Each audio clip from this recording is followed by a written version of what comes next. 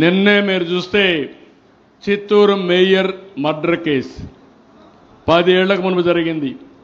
17/11/2015లో Chittoor mayor ఆఫీసులో ఉంటే కొంతమంది పోయి అతి దారుణంగా భర్త మేయర్ ఆయన భార్య ఉంటే ఇద్దరిని అక్కడికక్కడ చంపేశారు. 10 ఏళ్ళు అయింది.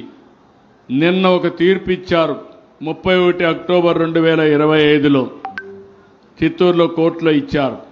5 మందికి మొత్తం ఎంక్వైరీ చేసి వాళ్ళందరినీ కూడా ఉరిశిక్ష చేసే పరిస్థితికి వచ్చారు.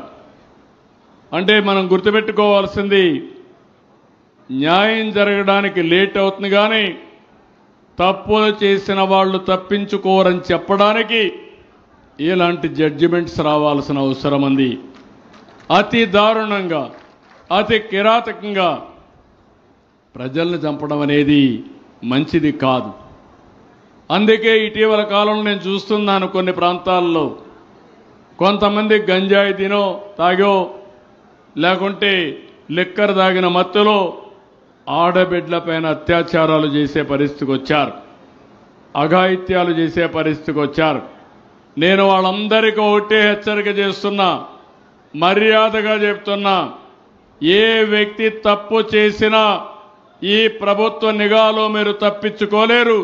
జాగ్రత్తగా ఉండమని మరొక్కసారి హెచ్చరిస్తున్నా. జాగ్రత్తగా లేకపోతే మీకు అదే చివరి రోజు అవుతుంది భూమి మీద. అది కూడా